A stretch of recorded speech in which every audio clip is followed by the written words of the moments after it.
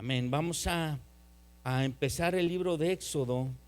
Antes de leer el primer versículo en Éxodo, quisiera que fuéramos a Génesis capítulo 15, solamente para hacer un pequeño puente de algo que ya se mencionaba desde Génesis 15 a lo que sería el momento en el que vamos a retomar la historia del libro de Éxodo que nos toca ver en esta ocasión. No sé, Alison, si me puedes ayudar poniendo la imagen que te mandé, solamente para refrescar un poquito los conceptos que ya habíamos platicado en Génesis. Y no sé si alguien acá me pueda ayudar a apagar la luz de acá de enfrente nada más, para que se pueda ver la imagen, a ver si más se queda al revés, ¿no? Bueno, estamos en Génesis 15, versículo 12. Ya lo tenemos. Génesis 15, versículo 12. Dice: mas a la caída del sol sobrecogió el sueño a Abraham, y aquí que el temor de una grande oscuridad cayó sobre él. Y esto está sucediendo un año después de que Dios llama a Abraham, y Dios le habla a Abraham, y Abraham obedece y se va de su tierra y de su parentela, y tarda varios meses en llegar a la tierra prometida. En el camino su papá se le muere, o habían hecho una escala en una ciudad. Total que aquí estamos hablando más o menos de un año después de ese primer momento de llamado, y Dios se le revela a Abraham ya estando en la tierra prometida. Hay una comunicación entre ellos, y en esa primer comunicación Dios le dice a Abraham: voy a hacer un pacto contigo. Y estamos leyendo aquí a partir del versículo 12 el momento en el que Dios va a hacer pacto con Abraham. Dice: entonces Jehová dijo a Abraham: ten por cierto que tu descendencia morará en tierra ajena y será esclava allí y será oprimida 400 años. Fíjense, Dios le está hablando a Abraham 100 años antes de que los primeros descendientes, los 70 descendientes de la familia de Jacob existan. Dios le está profetizando lo que va a suceder a Abraham, no solamente 100 años después, sino 500 años después, o sea 400 años más. Y le está diciendo: ten por seguro que va a pasar esto. Y le dice: tu descendencia va a ser mucha, pero va a ser esclava en un lugar. Dice: serán oprimidos 400 años. Aquí en el término original, cuando dice 400 años, en el original dice 4 siglos, o sea, no habla exactamente de 400 años, y vamos a ver en Éxodo que realmente fueron 430. Dice: más bien a la nación a la cual servirán juzgaré yo, y después de esto saldrán con gran riqueza, y tú vendrás a tus padres en paz, y serás sepultado en buena vejez. Y en la cuarta generación volverán acá, porque aún no ha llegado a su colmo la maldad del amorreo hasta aquí. Y entonces Dios le está revelando a Abraham, y de hecho en esta comunicación que tiene con Abraham le está diciendo lo que va a pasar literalmente en Éxodo. Estos 3-4 versículos que acabamos de leer pudieran ser bien un resumen de lo que vamos a ver en Éxodo. Vamos a ver cómo es que Dios profetizó algo, y cómo el mismo Dios dice: es tiempo de que esto se cumpla, porque fue lo que yo dije que iba a pasar. En la gráfica que tenemos acá en la pantalla vamos a ver si se alcanza. Esta última parte de acá viene hasta la parte de la esquina. Creo que no se va a alcanzar a ver, pero viene el momento o el año en el que Israel entra a Egipto, que es el año 1875. Y de ese año 1875 antes de Cristo, que es cuando toda la familia de Jacob entra a Egipto, 430 años después sucede el Éxodo, que es el momento de la salida del pueblo de Egipto. ¿sí? Esos 400 años de diferencia, ahorita los vamos a leer en Éxodo 1, ¿ok? Ahí le dejamos tantito, ahora sí podemos prender las luces y vámonos a Éxodo capítulo 1. Vamos a empezar el recorrido en este libro, que es uno de los libros más interesantes, más impresionantes de la Biblia. Películas se han hecho de este libro, no nada más grandes producciones como la de Charlton Heston o infantiles como El Príncipe de Egipto, ¿no? Sino otras más, muchas, hasta mexicanas. En la investigación que hice hace un par de años que también me tocó compartir este libro, yo me encontré en aquella investigación que había películas inclusive mexicanas de muchos años que trataban de este libro, ¿no? Que eran a modo de broma, pero ahí están, ¿no? Éxodo 1 dice: estos son los nombres de los hijos de Israel que entraron en Egipto con Jacob. Cada uno entró con su familia. Y aquí, bien importante esto, si le gusta subrayar en su Biblia, subraya ahí, cada uno entró con su familia, porque si ustedes recuerdan lo que estaba pasando al finalizar el libro de Génesis, nos encontramos con que estaban en una época de hambruna, de una necesidad impresionante. Literalmente el mundo se estaba muriendo de hambre. Entonces, ante la mayor de las angustias, ante el mayor de los problemas, ¿cómo se toman las decisiones? En familia. ¿Y cómo se reacciona ante las decisiones? A pesar de que a veces duelan las decisiones, en familia.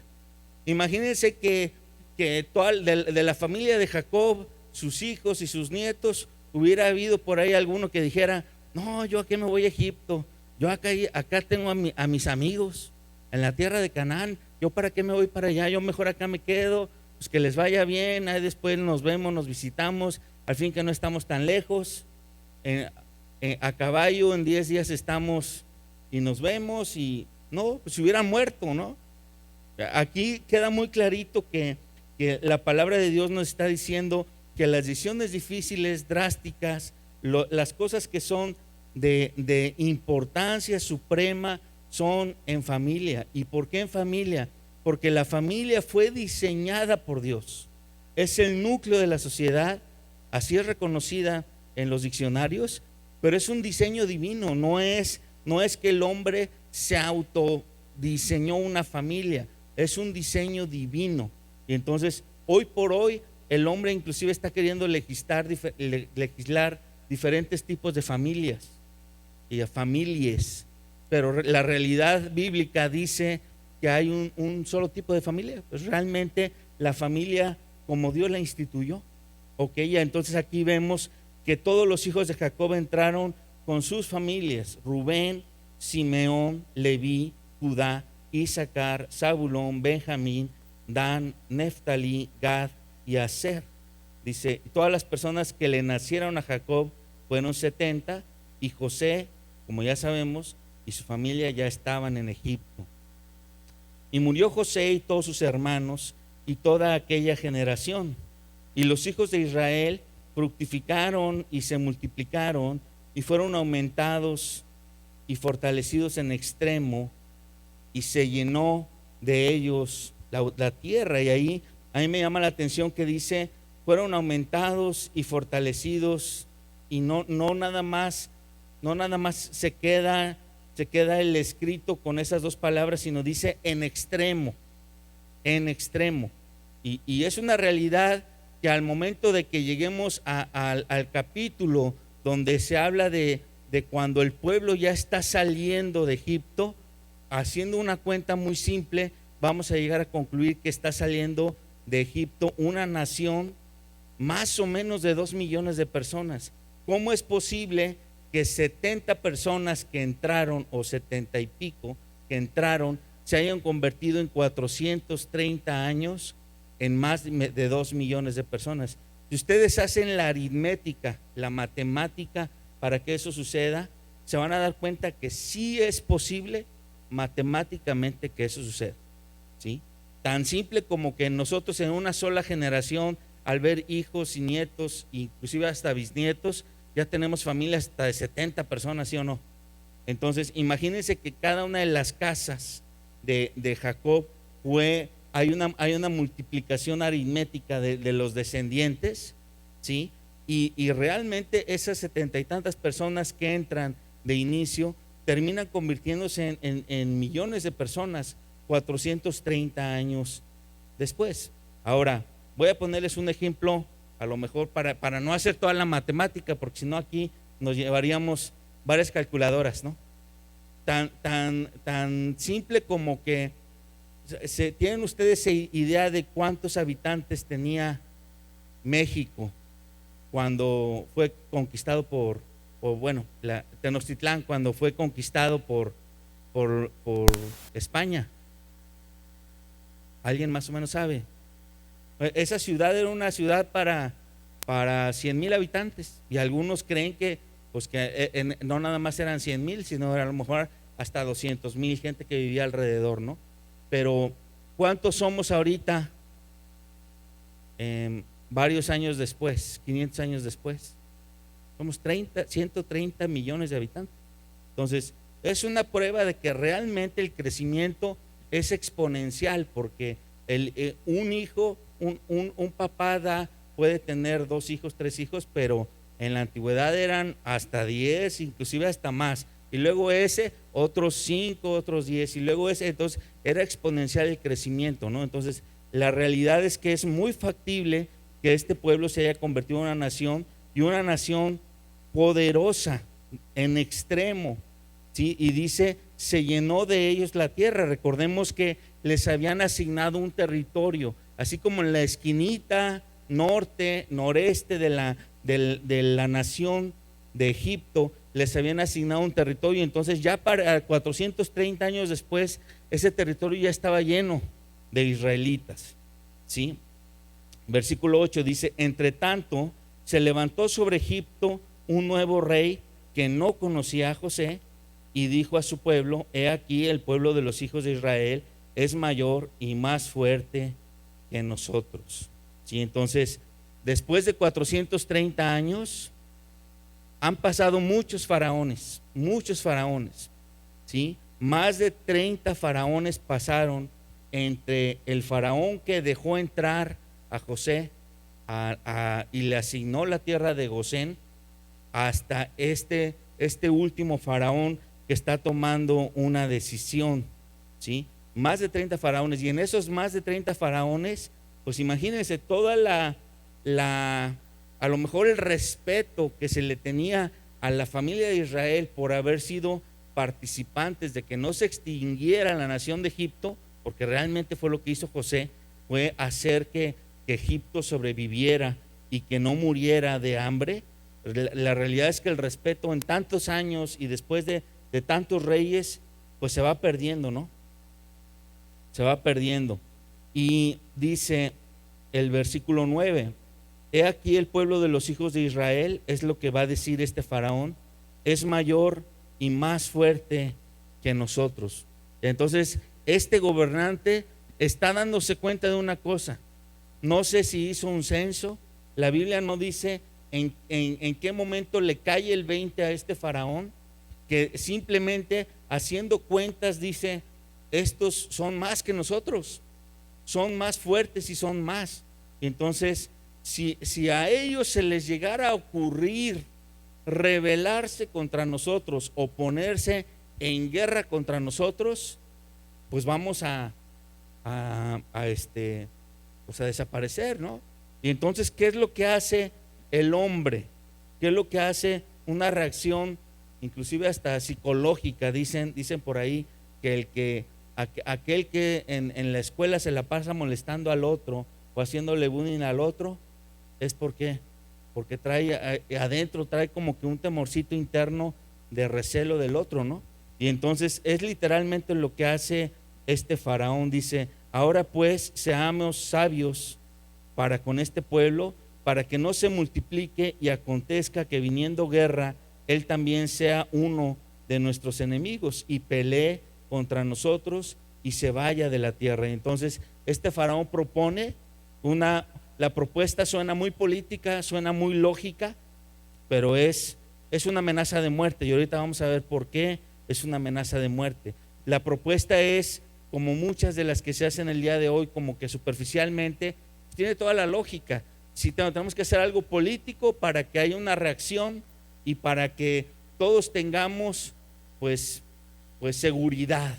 Estamos dándole seguridad al pueblo, ¿no? Entonces estamos dictando una ley y estamos empezando un poquito como a poner ciertos candados, ciertas reglas, y las primeras reglas o las primeras cosas que se van decidiendo es el versículo 11. Entonces pusieron sobre ellos, o sea, sobre el pueblo de Israel, comisarios de tributos que los molestasen con sus cargas. Entonces empieza un periodo de tributación, ¿sí? Hasta algunos historiadores y algunos teólogos han concluido que durante los 430 años de los que ya expliqué que pasaron entre la entrada y la salida del pueblo de Israel, no fueron 400 años de esclavitud. O sea, el pueblo de Israel vivió cómodamente durante ese tiempo, seguramente 300 años, a lo mejor hasta más de esos 300 años, a lo mejor 350, 380, pero ya al final del tiempo, a lo mejor en la última generación, empieza a haber un cambio drástico en la política de Egipto, y ese cambio drástico es: vamos quitándoles comodidades, ya son muchos, ¿sí? Antes no pagaban este impuesto, pues que paguen este impuesto. Ya pagan ese impuesto, bueno, vamos a ponerle otros impuestos. Se siguen multiplicando y se siguen haciendo ricos, pues vamos a ponerles otros impuestos. Y entonces todo empieza como un comisariato de impuestos. Vamos a hacer una carga impositiva, y entonces muy probablemente la nación egipcia lo que buscaba era: ¿sabes qué? Si le ponemos tantos impuestos a esta gente, pues van a terminar algunos empezándose a ir a otra parte. Ojalá que se vayan solos, ¿no? Vamos a ponerles tantos impuestos que se vayan solos. Pero pues no, después eso se convirtió en otra cosa, porque no sucedía lo que ellos esperaban. Dice el versículo 11 que les pusieron tributos que los molestasen con sus cargas, y luego cuando dice edificaron para Faraón ciudades de almacenaje, Pitón y Ramesés, ya habla de otro tipo de cargas, habla de cargas de que ya les eran determinadas ciertas construcciones, y no nada más pues el diseño de la obra, seguramente a lo mejor ni siquiera el diseño, sino simplemente la talacha, la mano de obra para hacer esas ciudades, ¿no? Y luego dice: pero cuanto más los oprimían, tanto más se multiplicaban y crecían, de manera que los egipcios temían a los hijos de Israel. Y se toma una decisión, y los egipcios hicieron servir a los hijos de Israel con dureza. Ese versículo 13 ya es una decisión de nación de esclavizar. Quiero ser muy claro que la esclavitud de Israel no pasó de la noche a la mañana, como repito. El pueblo de Israel estaba muy cómodo en Egipto, 300, 350, 380 años, pero los últimos años de esos 430 años empieza a cambiar la política, empieza a haber tributos, empieza a haber cada vez más pesar, y llega el punto en el que dicen: la única forma en que los vamos a someter y hacer de ellos lo que nosotros queremos es esclavizarlos. Y entonces el versículo 13 es como la ley que dice que van a ser nuestros esclavos, ¿sí? A partir de X momento. 14 dice: y amargaron su vida con dura servidumbre en hacer barro y ladrillo, y en toda labor del campo, y en todo su servicio. O sea, cuando empieza la esclavitud, no es nada más que, bueno, tú eres esclavo y ya, sino que empiezan tareas que antes los hebreos no hacían, empiezan tareas que no estaban acostumbrados y empiezan a perder su comodidad, su poder adquisitivo, empiezan a perder sus costumbres, empiezan a perder pues toda su forma de vida, ¿no? ¿Sí? Y empieza a haber amargura en su vida y dura servidumbre. Subrayen eso, por favor, porque más adelantito vamos a retomar ese tema. Dice, y hacían barro y ladrillo y hacían toda labor del campo y se dedicaban a todo el servicio, obviamente que los egipcios les daban, al cual los obligaban con rigor. Entonces, esto ya es una esclavitud. Y con todo esto, no hay un pago de por medio. No hay un pago de por medio. Entonces, literalmente es una esclavitud. Dice, y habló el rey de Egipto a las parteras. Este ya es el colmo. No nada más se dicta como que el decreto de que van a ser esclavos y van a tener estas obligaciones y van a tener esto que hacer, sino el colmo es, el versículo 15 dice, y habló el rey de Egipto, o sea, el faraón, a las parteras de las hebreas, una de las cuales se llamaba Cifra y otra Fúa, y les dijo, estos dos nombres están medio raritos, ¿no? Cifra y Fúa. Obviamente estas dos parteras eran como que las parteras principales. Para una población tan grande, pues obviamente dos parteras no hubieran sido necesarias, pero seguramente eran las dos parteras que como que ejercían como que liderazgo sobre todas las demás. Y les dan una instrucción, el faraón dice, cuando asistáis a las hebreas en sus partos y veáis el sexo, si es hijo, o sea, si es hombre, matadlo, y si es hija, entonces viva. Hay una instrucción muy clara de la autoridad, diciéndole a estas parteras lo que tienen que hacer si hay un hombre en un parto, ¿no? Y la instrucción, ¿qué es? Ya no es algo sutil, ya no es algo pues como para presionarlos tantito, es literalmente vida o muerte. Y entonces quiero recalcar nuevamente esto, empieza poco a poco el pueblo de Israel perdiendo su comodidad y cada vez más y cada vez más y cada vez más se convierte en un yugo insoportable de esclavitud. Y luego, más allá de eso, de un yugo insoportable de esclavitud, están las determinaciones de muerte, literalmente muerte contra todos los hijos varones de Israel. ¿Y esto por qué? Porque lo que quería hacer el plan del faraón era, durante una buena cantidad de años, que no hubiera varones israelitas, como para que se perdiera una generación y empezara a colapsar la población de Israel, ¿sí?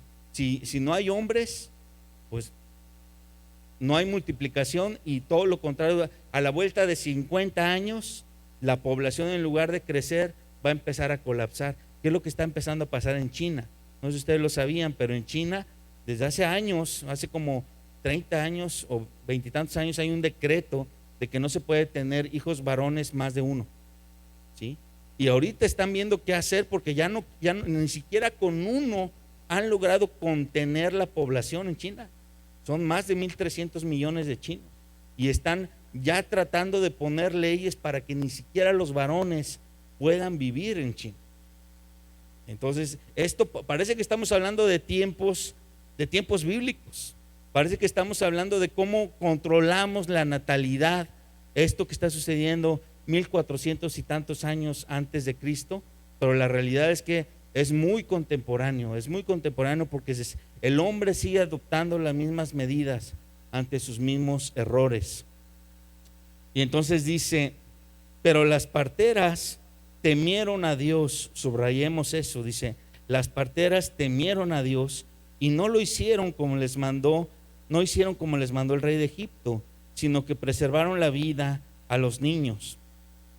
Y el rey de Egipto hizo llamar a las parteras y les dijo, ¿por qué habéis hecho esto?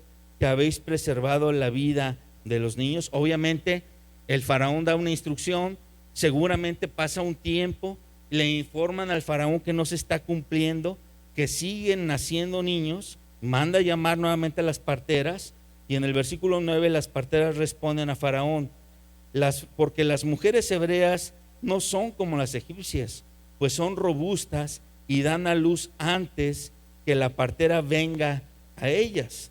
Lo cual seguramente esto que están respondiendo las parteras no era necesariamente la verdad al 100%. O sea, ellas fue el temor de Dios lo que les motiva a decir: si me dijeron que ya estaban haciendo el niño, me retraso un poquito, ¿no? Para que ojalá que cuando yo llegue ya esté como que medio niño afuera, o ya casi todo el parto hecho, y yo salve la vida del niño y aparte pueda salvar mi vida, porque ellas están buscando hacer un ganar-ganar. Y entonces dice: y Dios hizo bien a las parteras, porque ante esa respuesta pues el faraón se queda sin ninguna excusa, ahora sí que sin respuesta, ¿no? Dice: y el pueblo se multiplicó y se fortaleció en gran manera. Entonces, a pesar de esta orden de asesinar como que en lo oculto, Dios sigue bendiciendo al pueblo de Dios. Dice: y por haber las parteras temido a Dios, Él prosperó a sus familias. Entonces vimos que se declara el colmo de los colmos, una muerte para los niños judíos, pero una muerte oculta. O sea, que nadie se dé cuenta, que pase como, caray, como que se están muriendo todos los niños. ¿Por qué será? Pues quién sabe, pero como que el faraón quería hacerlo de forma oculta. ¿Por qué razón? Porque recordemos que leímos más arriba que temían del pueblo de Israel, porque sabían que eran más. Entonces, si alguien se hubiera dado cuenta de esto, pues hubieran reaccionado tal vez, ¿no? Dice: entonces Faraón mandó a todo su pueblo diciendo: echad al río a todo hijo que nazca y a toda hija preservad la vida. Y entonces esto se convierte ahora sí en algo drásticamente, pero no nada más drástico, sino abierto. Ya hay una orden nacional de que todo varón tenía que morir. ¿Y cómo tenía que morir? O sea, también dice cómo tenía que morir. Dice: echarlo al río a todo hijo varón que nazca. Ahora, ¿por qué dice echarlo al río? Hay una connotación en la cultura egipcia, que seguramente se verá más adelante en el avanzar de la explicación del libro de Éxodo. Todo lo que sucede en el libro de Éxodo, en el contexto egipcio, tenemos que entender un poco la cultura de su religión, de su misticismo, la cultura de su mitología.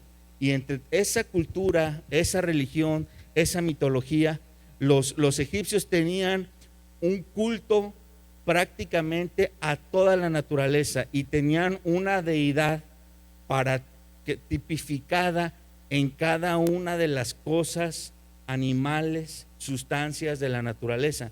Entonces, para los egipcios, el río Nilo, que es el río que atraviesa Egipto de sur a norte, y que ese río hace que sea uno de los países más verdes o más frondosos de África, a pesar de que Egipto está en África Norte, que es prácticamente donde está el desierto de Sahara. Egipto no es una región desierta porque es cruzado por ese río Nilo, pero para los egipcios el río Nilo era un dios, y todo lo que había en el río Nilo eran dioses.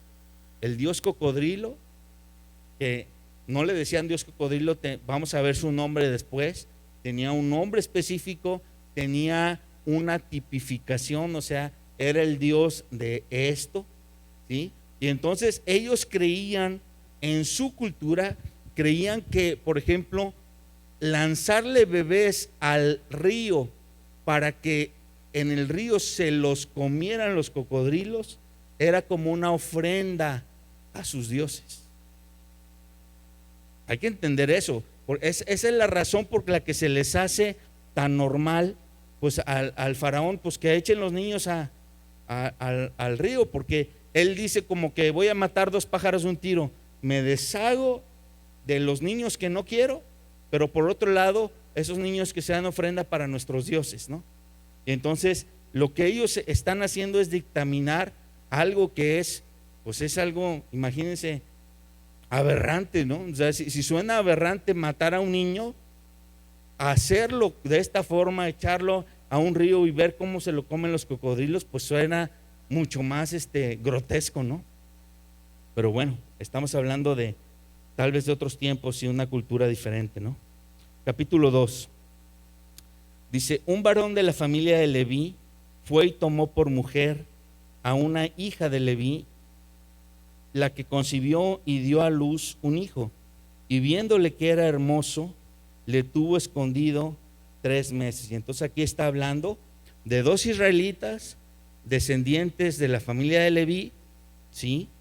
No se menciona sus nombres, pero después en la Biblia se menciona que el papá se llamaba Amram, la esposa se llamaba Jocabed, y estos dos son padres de Moisés, ¿sí? Y toman una decisión, tienen un bebé, y toman la decisión de no cumplir con el mandato de Faraón, de entregar al bebé para que sea echado al río y sea sacrificado, ¿no? Ellos toman esa decisión y esconden al niño por 3 meses. Aquí, y dice, viéndole que era hermoso, le tuvo escondido 3 meses. Una vez escuché un mal chiste, pero bueno, no lo voy a decir. O no es como que, pues como está bonito me lo quedo, y si hubiera estado feo, pues sí lo echo al río. No, es como decir, oye, cuando dice aquí era hermoso, era realmente, ellos ya se habían encariñado con el niño. Imagínense, después de 3 meses.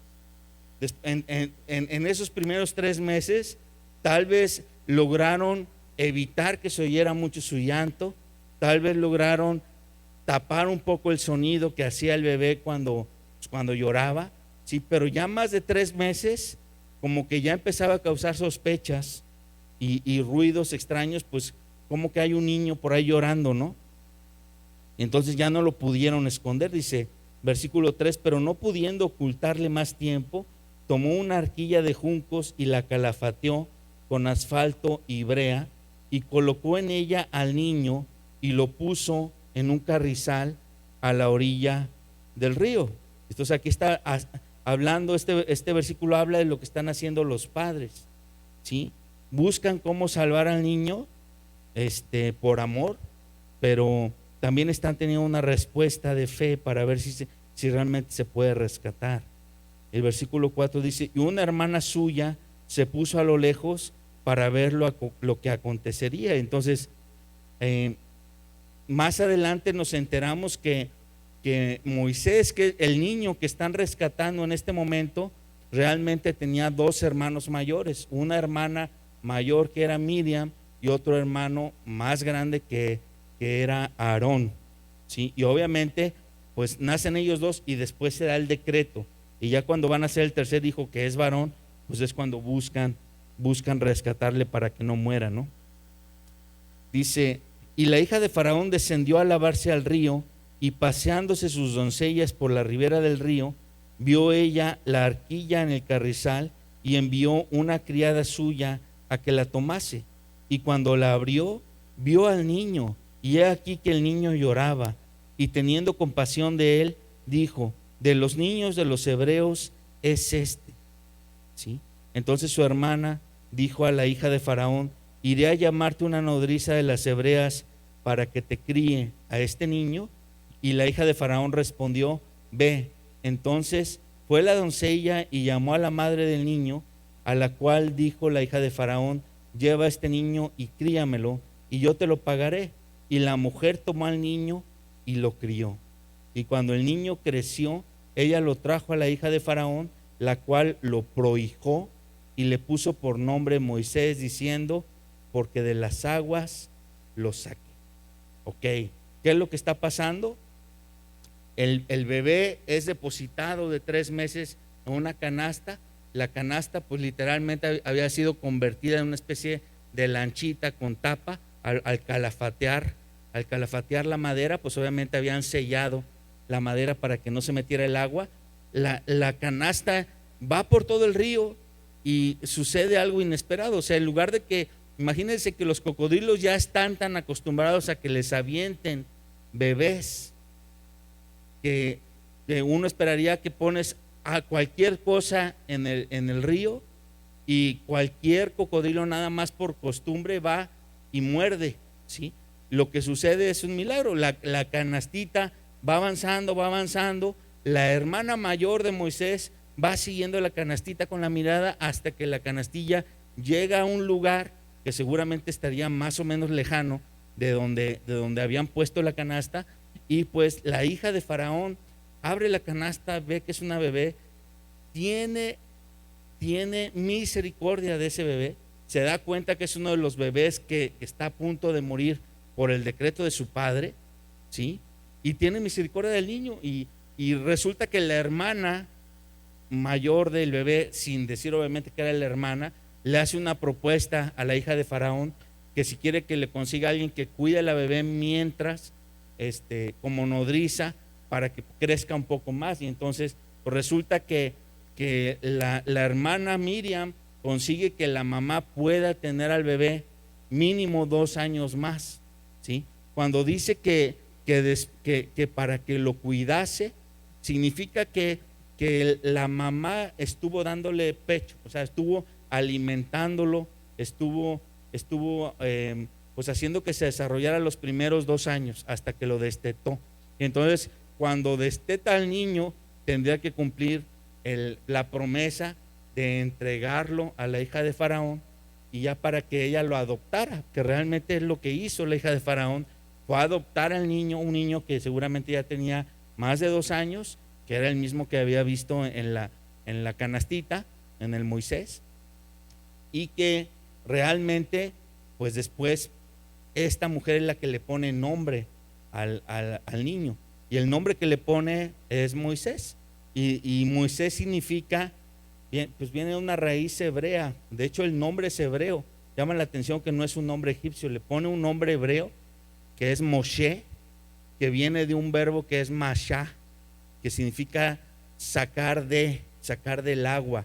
Entonces ese nombre Moisés significa literalmente como sacar del agua, y es una simbología de ser rescatado de ser salvado es lo que significaría la palabra Moisés. Bueno, hasta ahí nos vamos a quedar, y yo quiero enfatizar, o quiero que retomemos 4 puntos que yo puedo rescatar de estos primeros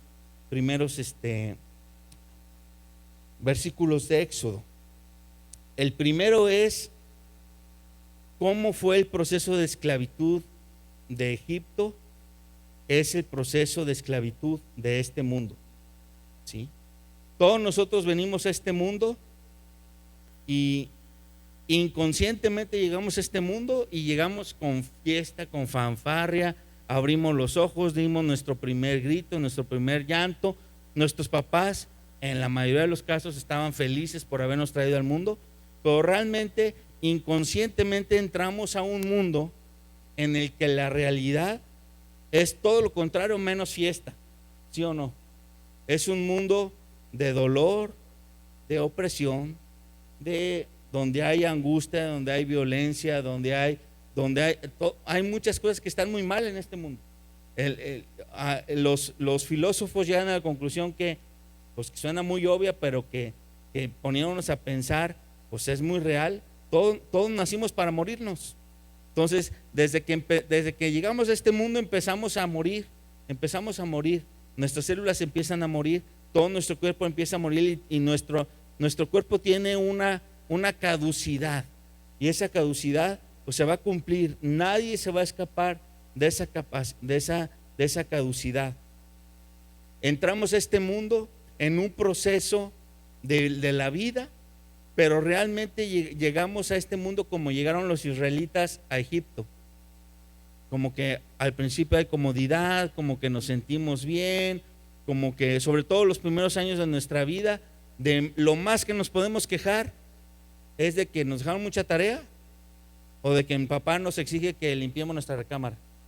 Es de los que nos quejamos, ¿no? Pero ya cuando abrimos nuestros ojos ya más crecidos a la realidad de nuestra vida, que hay que mantenernos, que hay que trabajar, que hay que sufrirle, que hay que ir en contra de todas las adversidades que hay en este mundo, la verdad es que uno ya no sabe ni para dónde voltear, ni a qué hora moverte, ¿no? Hablábamos el domingo en la mañana en una oración que puso el hermano César pues aquí en el púlpito para que todos oramos de la violencia que se está recrudeciendo en nuestro estado y en todo nuestro país, ¿sí? Y si abrimos un poquito los oídos a las noticias que pasan, estamos viviendo en un mundo que es muy cruel y que cada vez nos cuidamos más. ¿Pero por qué? Porque el mundo es así. Realmente poco a poco nosotros ya nos dimos cuenta, pues ya que estábamos en este mundo, ¿a qué veníamos a este mundo? Veníamos a buscar sobrevivir, ¿sí? Pero en algún momento nuestra estancia en la entrada de este mundo se convirtió de lo que nos dijeron nuestros papás de la felicidad, de lo que nosotros nos imaginábamos, a una realidad, y una realidad en la que ya no es mi felicidad, ahora me la tengo que ganar, ¿sí o no? El mundo te la ofrece, pero es como una zanahoria a la que tienes que ir corriendo atrás de la zanahoria. La felicidad es como la zanahoria que nunca alcanzas. Así le pasó a los israelitas, ¿sí? Entras con comodidad y en algún momento pierdes tu comodidad, te haces consciente de que estás en un círculo vicioso, y lo más que te puede ofrecer el mundo es, ahí te va un librito que es de un ratoncito que come queso. ¿Quién se comió mi queso? ¿Han leído ese libro? Es un libro que recomiendan algunos motivadores. Y el mundo llega a esa conclusión: pues tú eres como una rata en un laberinto en este mundo. En alguna parte del laberinto hay queso suficiente para ti. Cuando se acabe ese queso en esa partecita del laberinto, si no te quieres morir, pues tienes que moverte y te vas a explorar el laberinto, y seguramente en tu exploración encontrarás algún lugar donde había más queso que donde estabas antes. ¡Wow! ¡Viva la felicidad! ¿Cuál felicidad? Estás en el laberinto. Seguimos en el laberinto. Sí, pero el mundo nos ofrece que en el laberinto vamos a encontrar la felicidad. Lo que vamos a aprender con el libro de Éxodo es que Dios te va a decir: hey, no es en Egipto no hay felicidad para ustedes. Aunque ustedes se sentían cómodos, ya se dieron cuenta de la verdadera cara de los egipcios. No los quieren. Ustedes apestan para los egipcios. No los quieren. Y así el cristiano en este mundo apesta. Así, suena duro, hermanos, porque este mundo no nos quiere, ni nosotros tendríamos por qué conformarnos a este mundo.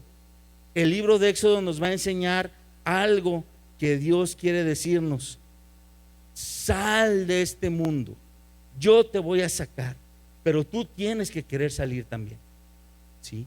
A sacarte de este mundo.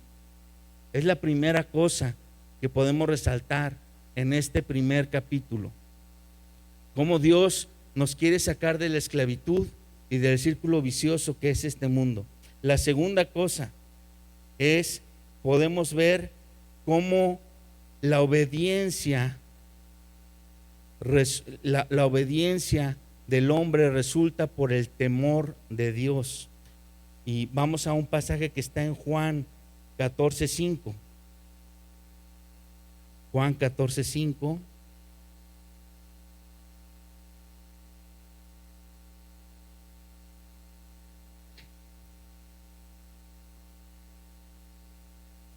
Dice: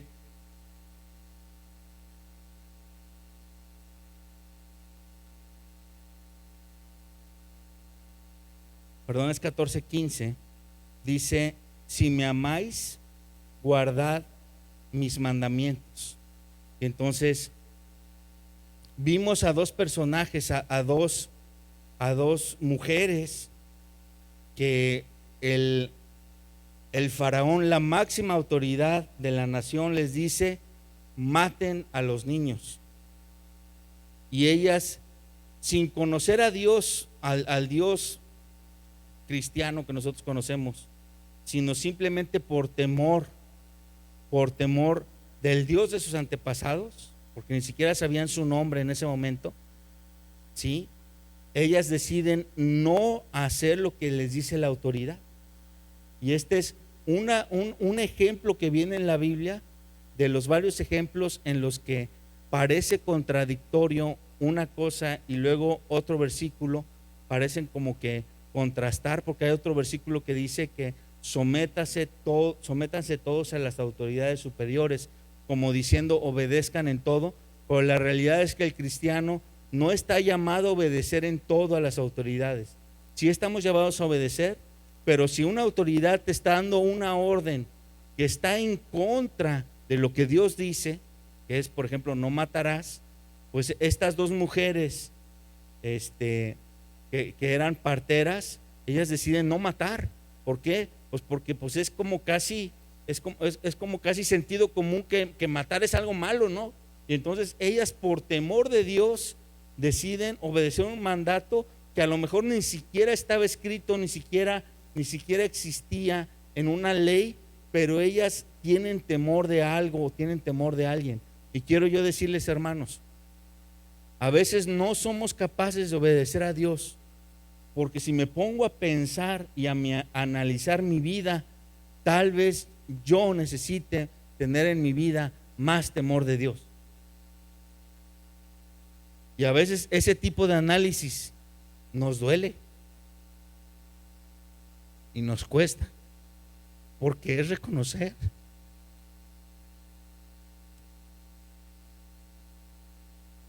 El temor de Dios no es algo que nace de la noche a la mañana. El temor de Dios se desarrolla. Pero ¿saben qué, hermanos? Inclusive puede haber muchos entre nosotros, yo incluso, que tenemos mucho tiempo en la palabra de Dios y que podemos hacer un análisis de nuestra vida y decir: mi temor de Dios no ha crecido, no está creciendo, no soy capaz de obedecer más y mejor a Dios. Entonces, ¿qué está pasando en mi vida? Porque debería ser algo natural,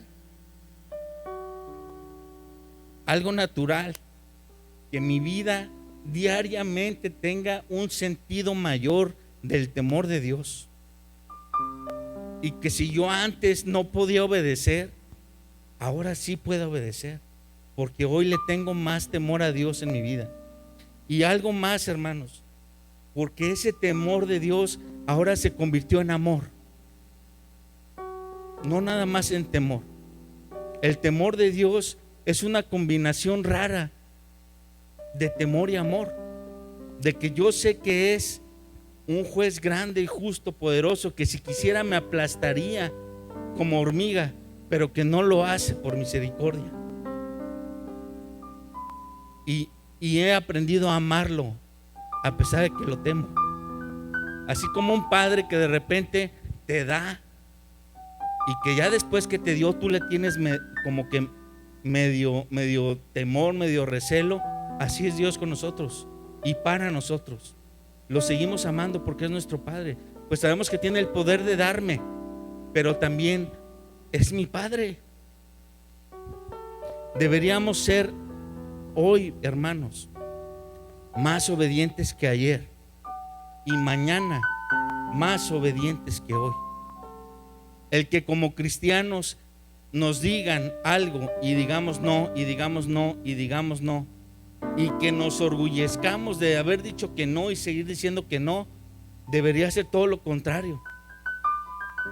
Deberíamos darnos cuenta y vernos al espejo y decir: ¿por qué?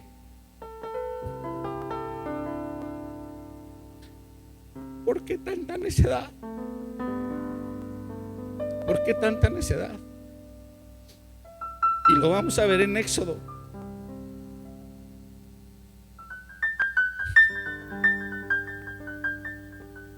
Perdón.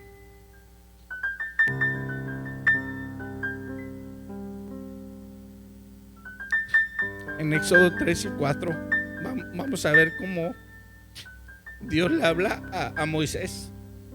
Y Moisés 5 veces le dice a Dios: no, no. Y en la quinta vez Dios le dice: ¿qué onda contigo? ¿Qué onda contigo? O sea, eres más burro que el burro. O sea, estoy parafraseando, ¿no? Pero yo se lo hubiera dicho así a Moisés. Dios nos habla, hermanos, y a veces nos habla con tanto amor que es tan tierno la primera vez que decimos: sí, ahorita voy, ahorita lo hago. Como el papá que te quiere mucho, ¿no? Que sabes que te dice algo y al fin que él lo va a hacer, o al fin que él se va a buscar a alguien más, al fin que no pasa nada si no lo hago, hasta que viene la segunda, la tercera, la cuarta, la quinta, y ya lo sacamos de quicio. Pero a veces como cristianos así somos.